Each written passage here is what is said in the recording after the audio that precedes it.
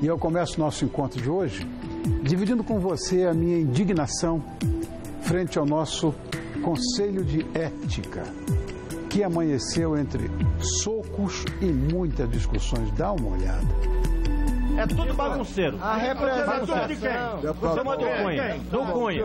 A representação. Eu sou contra o Cunha. Bagunceiro é você. Eu sou contra o Cunha. Bagunceiro é você. Fica bagunçando aqui atrás. Você é bagunceiro. Vai bater em mim.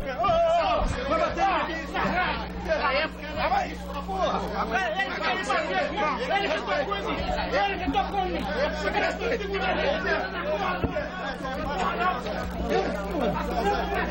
Vou suspender por 5 minutos a sessão. Já suspenso. Você quer vir da época? Tem que me tocar em mim primeiro. Eu tô falando. Você tocou em mim. Aí ele aí. Você tocou em mim. Como eu estava dizendo, é mesmo uma vergonha ser representado por esse político que nessa sessão do Conselho de Ética da Câmara transformaram o recinto num verdadeiro ringue, valendo até cinturão. Agora, um templo de ética. Com essa falta de ética, pelo amor de Deus, esse momento de delicadeza política está mesmo fazendo muito sangue ferver por aí, especialmente quando se fala em impeachment.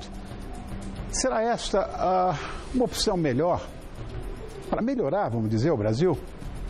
Olha, este vai ser o tema do nosso debate de hoje, que analisa a atual situação política do nosso país. E vai ter a duração, como você sabe, de 20 minutos.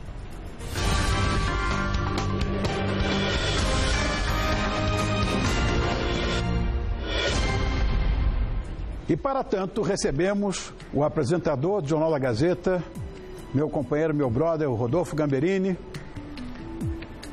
Outro colega que é o Vinícius Torres Freire, que é comentarista de economia também do Jornal da Gazeta, quem eu agradeço muito a presença. E os dois farão suas observações sobre os esclarecimentos trazidos pela advogada, criminalista e professora de Direito pela USP, muito bonita, que é a Janaína Conceição Pascoal, e pelo jurista e militante dos direitos humanos, que me deu a honra da sua presença aqui, Dr. Hélio Bicudo. Boa noite a todos, muito obrigado por terem vindo. Obrigado. Outro beijo. Eu falei com vocês lá fora, mas mereço. Obrigado por terem vindo. Bom, na verdade, essa história aqui dura só 20 minutos. E eu tenho um relógio, eles param... Já está correndo o tempo? Não, eu vou dizer agora. Né? Eu vou fazer a primeira pergunta, é claro, a única dama presente aqui, né? Por dever de ofício masculino, tem que fazer isso. Esse debate vai durar, de fato, 20 minutos, né? Mas o que eu quero saber é o seguinte, no dia 1º de dezembro de 2015, que você, na companhia do Dr. Hélio Bicudo, apresentaram na Câmara dos Deputados uma denúncia contra Dilma Rousseff. Foi 1º de setembro. Perdão, de setembro, perdão. Isso. De setembro. Solicitando o processo de impeachment. Quais foram os argumentos para isso e a quantas anda esse processo? Começa agora, 20 minutos. Roda. Pode responder? Pode, querida. Bom, nós decidimos, nós não nos conhecíamos, né, fomos apresentados, Dr. Hélio por um lado e eu por outro, estávamos convencidos de que era caso de pedir o impeachment. O argumento naquele momento foram as pedaladas fiscais e também o fato da presidente não ter afastado a diretoria da Petrobras e ter conferido poderes amplos para o ex-presidente Lula para fazer o que bem entendesse, né, no governo do país. E cada dia que passa nós temos mais elementos para perceber que pessoas muito próximas a ele ficaram bilionárias, empresários, alguns já eram empresários, outros nem eram empresários, né, se transformaram em bilionários, muito também por receber dinheiro do BNDES, dinheiro público, e ela conferiu carta branca para ele. As coisas vinham vindo à tona. Já em 1º de setembro, muita coisa tinha aparecido. A presidente tardou muito a afastar as pessoas da Petrobras, tardou muito a reconhecer para a população que Petrobras estava com problemas, né? Se os brasileiros recordarem, não só durante a eleição, mas mesmo depois de de iniciar o segundo mandato, ela dizia para todo mundo que estava tudo bem com o Petrobras, que quem dissesse o contrário é porque era golpista, é porque estava querendo prejudicá-la. Depois, com relação às contas públicas, insistiu que havia superávit até bem pouco tempo atrás, né? O superávit se transformou num déficit primeiramente de 40 e agora fecha em 120 bilhões. E quem dizia que não tinha superávit era golpista. E agora, né, que nós pedimos o impeachment com fundamento, com base em tudo isso, nós somos golpistas. Então, assim, da mesma maneira que se verificou que não era golpe quem falava que Petrobras tinha sido saqueada, que não era golpe quem dizia que as contas estavam no vermelho, muito no vermelho, também não é golpe agora quem pede para aplicar a Constituição Federal. Então, os fundamentos são esses, de maneira resumida. Tá. Doutor Hélio, eu ouvi a nossa presidente dizer que ela foi eleita pelo povo e que ela vai até o fim do seu governo. A minha pergunta é nem simples, é simplista até. Será que toda essa oposição que nós temos hoje tem força para tirá-la do seu mandato? Quando ela falou isso, que foi eleita pelo povo, eu me lembrei do Fernando Collor, que também foi eleito pelo povo. É verdade. Não, eu acho que a Constituição abre o caminho, né, para que se retire do cargo de presidente da República aqueles que não correspondem, né, à vontade popular que os elegeu. O Collor também foi eleito pelo povo, né, e mostrou que não era aquilo que se esperava dele, como o caso da Dilma, né. Eu acho que ela abusou do direito de ser. Mas há, de fato, alguma força que possa demovê-la? Eu acho que a força está na Câmara e no Senado. Tá. Eu acho que... E vamos ver o movimento da rua. Né? Domingo vamos ter aí um exemplo do movimento de rua, né? A voz da rua exigindo a saída da Dilma. Né? Ministro, que opinião você tem em relação a isso? Eu acho que, tecnicamente, a ideia de que a presidente manipulou algumas contas está bem fundamentada. Que ela fez algumas operações indevidas com bancos estatais, que ela escondeu dívida, não registrou dívida muito grande, que ela criou despesas que não estavam autorizadas, que ela liberou o pagamento de recursos que não estavam autorizados pelo Congresso. Tudo isso está muito bem caracterizado. A ideia agora é saber se esse argumento vai ter força por si só para caracterizar má intenção, dolo e crime de responsabilidade da presidente. As pessoas estão argumentando que isso não é forte o suficiente para caracterizar um crime de responsabilidade. Por um lado, você tem uma caracterização de crime, há uma certa controvérsia, que talvez isso já tenha ocorrido em outros governos, é uma coisa meio corriqueira nos governos brasileiros, e que por si só não seria capaz de provocar um impeachment. Seria necessário algum tipo de punição, mas isso não é forte o suficiente. A controvérsia está aí. Agora, por um lado, tecnicamente, o impeachment é de difícil compreensão para as pessoas e, ao mesmo tempo, as pessoas todas querem que a presidente vá embora. Então, eu acho que a definição vai se dar mais... 2 terços pelas pesquisas, né? 2 terços pelas pesquisas. A sociedade está dividida, né? Tá, mas tem 2 terços pelas pesquisas de opinião que são a favor de impeachment. Eu não sei nem se elas têm consciência do que seja impeachment. Elas estão muito insatisfeitas com a presidente. Elas não querem saber da presidente.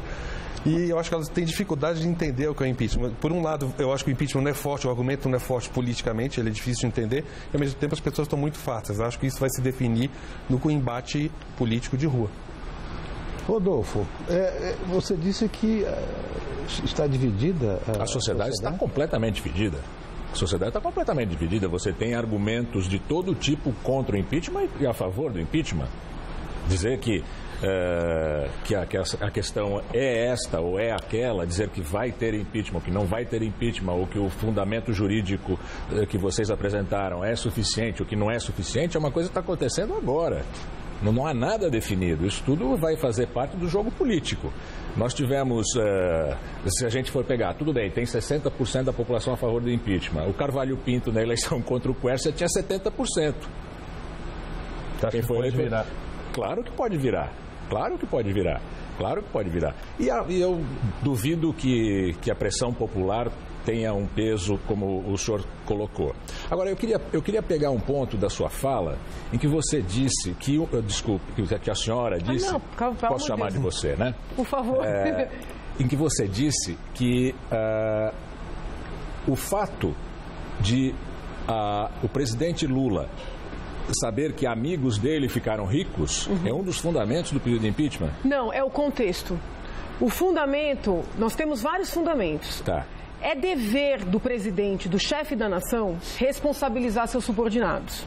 A presidente não fez isso em nenhum momento mas eu com não entendi relação... onde entrou o Lula. Onde entra o Lula? É. O Lula é a pessoa que ela fala o tempo inteiro que veja, a frase dela. Indissociável dela. Que é indissociável. Em que cargo ele está? Que ele não... Não, mas veja, ela disse. mas isso é que é o mais importante. Não faz parte do Não, mas justamente. Veja que coisa importante. Ué, o Temer pode conversar com o presidente da Fiesp e não é disso que a gente está falando. Não, presta atenção. A discussão é política. Não é. Claro que é. Não é. O que é? Então como é que o senhor Bicudo fala que depende da manifestação da rua? Não, mas você vai me deixar responder. Se você tem sua opinião, você está me perguntando, eu estou respondendo. Eu acho que é manifestação de rua. Não, mas veja, não, a coisa... Claro que é política. Não, veja bem, olha como a coisa é grave. Claro que é política. Não é, coisa jurídica. O Bicudo está discordando de você. Não tem problema, que a gente é democrático. Não está falando. Veja como é grave. Nós temos empreiteiras Sim. Que são representadas pelo ex-presidente da República, que foi muito bem remunerado a pretexto de palestras, mas que era, na verdade, o garoto propaganda dessas empreiteiras. Todos nós pensávamos o quê? Que o presidente estava vendendo as empresas nacionais no exterior. Era isso que me diziam. E era isso que eu achava. Né? Esse é o argumento dele. Só que eu não sabia que estas empreiteiras estavam indo para o exterior fazer obras pagas com o dinheiro que a presidente Dilma mandou para esses países. A presidente Dilma mandou dinheiro do brasileiro para Angola, para Venezuela. Tem mais um que agora está me faltando. Mandou, sob o sigilo, sob a chancela de sigilosos, para Cuba. Estas empresas que foram lá participar das licitações conforme as leis de lá, eram as empresas que hoje os dirigentes estão presos na Lava Jato. Eram empresas representadas pelo presidente Lula. Que a presidente Dilma, em todo o palanque, deu para quem ela deu carta branca, compreende? Mas essas empreiteiras financiaram todos os políticos brasileiros. Que caiam todos os governadores. Que caiam todos. Veja, o meu pedido é com relação a presidente da República, que foi eleita para administrar, mas infelizmente ficou ali fazendo, como é que eu posso dizer assim... Ela foi eleita, mas na verdade o presidente, de fato era ele, sem as amarras do cargo. Mas isso não tem comprovação. Não, foi a Dilma que disse. Ela disse exatamente isso. Eu e o Lula está todo mundo preso. Como isso se liga pro... Veja, olha, o presidente Lula... Espantado com o Rodolfo. O presidente declarou renda mensal de 3 mil e poucos reais, né? No entanto, movimentou milhões. Eu não estou aqui fazendo uma defesa do presidente Lula. Eu estou achando estranho é que falaram, todo mundo fala, todo mundo sabe, seja usado como argumento jurídico para fazer o impeachment do presidente da República. Não é só o argumento. Como é que isso se liga com as pedaladas? Qual é o seu argumento para ligar as duas coisas? É também em argumento popular. Como houve um escoador de dinheiro nesse esquema monstruoso de desvio, isso é um grande peculato, né? Quando você manda dinheiro público, sabendo que as empreiteiras vão para lá ajeitadas, né? Sim. Para escoar esse dinheiro, entendeu? Muito desse dinheiro já está voltando, seja para doações oficiais ou para pagamentos extraoficiais. Certo. Já tem gente flagrada internalizando esse dinheiro. Esse escoadouro todo na corrupção, né? O que precisou fazer para poder cobrir? Precisou utilizar o dinheiro dos bancos públicos. Como isso é proibido por lei, aí pela pedaladas. Entendeu? Como isso é proibido, precisou fazer mais um crime, maquiar as contas públicas. Então, por que isso é importante? Porque isso forma o contexto, tá compreendendo? Sim. Não estou dizendo que sem isso as pedaladas não seriam crimes sozinhas. Elas são, porque elas estão descritas claramente na Lei 1079. Você conhece algum governador ou prefeito que não tenha feito essa espécie de antecipação de receita? Olha, Olha, Você conhece algum? Eu não Nunca conheço. veio Bom, apelo olha, isso, né? eu de verdade Isso nunca nunca veio vi. apelo. O que eu sei é que os bancos estaduais, os governadores faziam isso antes da lei de responsabilidade fiscal. E justamente para coibir esse comportamento, a lei de responsabilidade foi criada e foi muito festejada na época, que é a Lei Complementar 101/2000. Esta lei entrou em vigor com fulcro nesta lei e nas modificações do Código Penal que vieram junto com ela. Tem muito prefeito que foi condenado criminalmente, que está sendo processado criminalmente por valores muito inferiores do que estes que são objeto do nosso processo. Tá entendendo? Sim. Então, assim, se não é crime no âmbito federal, esses prefeitos todos têm que ser... tem que entrar com o habeas corpus, com revisão criminal. Então, é o contrário. Deste comportamento... para com os bancos estaduais, nasceu a lei de responsabilidade fiscal. E aí todo mundo ficou santo. Não, tanto é que as pessoas estão sendo condenadas. Se você fizer um levantamento nos TJs, vários TJs, que são os tribunais competentes para julgar os prefeitos, você vai verificar. Tem muitos prefeitos sendo processados, muitos prefeitos sendo já condenados com fulcro nessa lei. Entendeu? A pedalada sozinha, Oi. Vamos supor que não tivesse nenhum escândalo, né?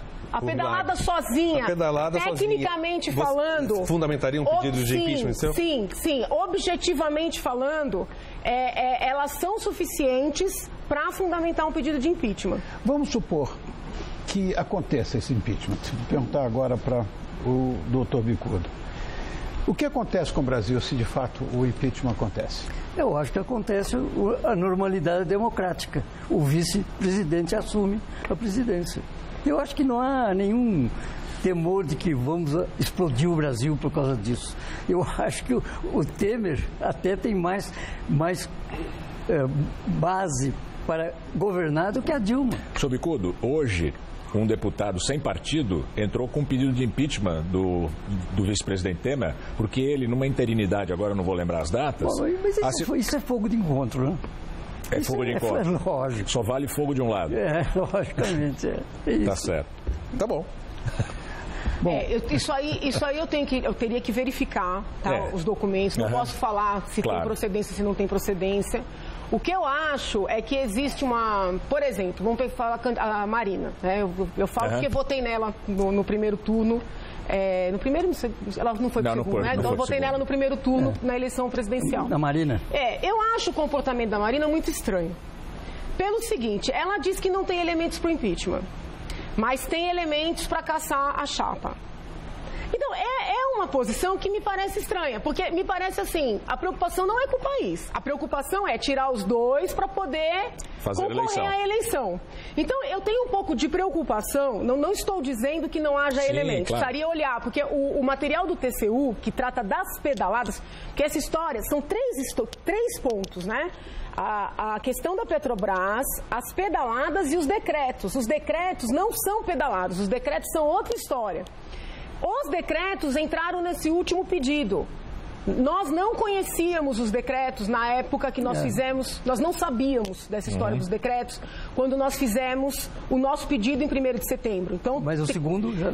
Quando o professor Miguel entrou, o professor Miguel trouxe essa história. Reale, né? Professor Miguel Reale Júnior, trouxe essa questão dos decretos, entendeu? O material que eu li, que nós lemos do TCU, diz respeito às pedaladas. Então, essa questão do Temer, do vice, eu precisaria olhar o que foi escrito. Eu nem sabia desse pedido. Tem que esclarecer para o público o que é esse decreto, né? Porque esse decreto, assim, foi uma autorização de despesa, quer dizer, uma liberação de dinheiro que não tinha sido autorizado pelo Congresso. É isso que a Dilma fez.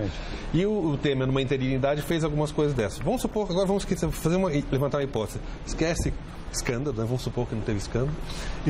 Corrupção, não teve nada, não teve pedalada e teve só o decreto.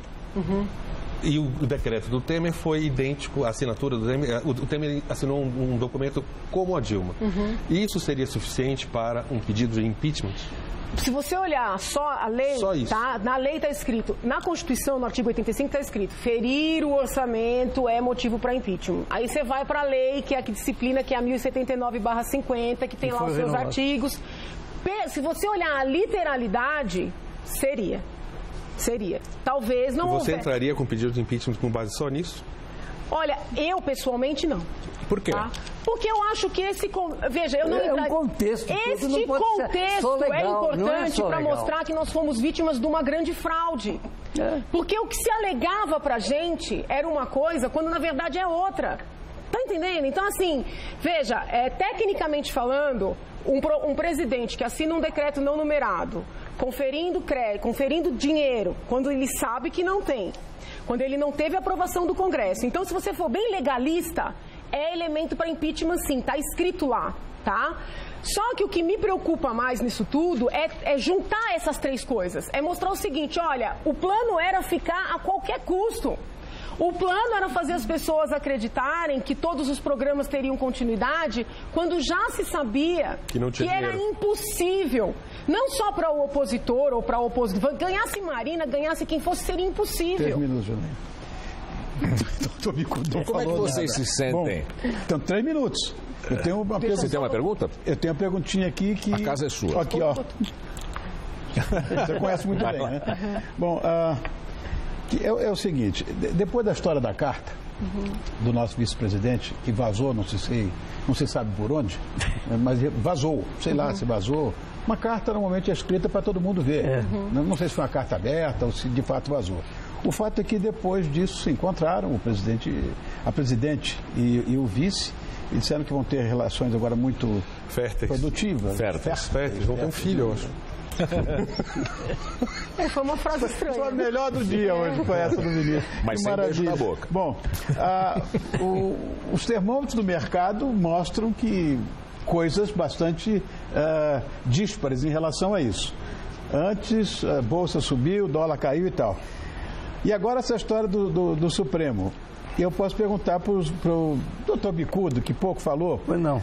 Será que o Supremo, será que o STF pode salvar a presidente desse processo? Eu acho que essa intromissão do ministro Fachin foi totalmente extrapolando a atuação do judiciário. Não tinha que se meter em um assunto interno da Câmara. Mas teve votação secreta que é proibida pelo regimento. Escuta, mas ele não tem que se meter. Ué, mas quem... Não tem. Então o presidente da Câmara faz o que quer? Ele não foi chamado, o Poder Judiciário nunca deve atuar sem ser chamado. Não, mas ele foi atuado pelo PCdoB. O PCdoB é que entrou com a reclamação. Esse Fachin, para mim, por exemplo, destoou da posição de ministro do Supremo. Quando saiu a nomeação dele, ele foi de gabinete em gabinete, de braços dados com a mulher, para obter voto. Quer dizer, para mim, ó, é zero. O Fachin, senhor. É. Quanto tempo temos aí? 1 minuto? Então, pode falar o que quiser. Eu tenho uma dúvida aqui. Eu queria saber se o vinho que a Cátia Abreu, a senadora Cátia Abreu, jogou no senador José Serra era de boa qualidade. Para você, que é um anófilo. Você também. Mas, pode ter sido uísque. Pode ter também. Fala o que quer, as pessoas podem responder. Mas eu acho que essa questão do impeachment tem que ter base jurídica, mas também tem que ter fundo popular. Claro. Vamos ver o que o povo vai dizer agora no sábado, no domingo. Domingo, dia 13. Eu acho que é muito importante.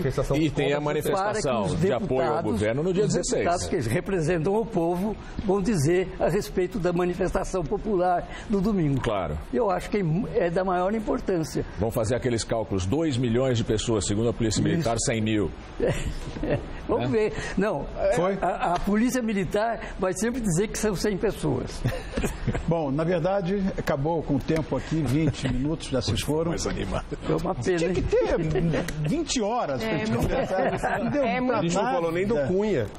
Nem do Cunha falamos, olha. Quem é Cunha? Não, e essa coisa do Supremo precisa debater melhor. Eu acho que esse Fachin não tinha que meter o bedelho lá dentro. Bom, é lógico.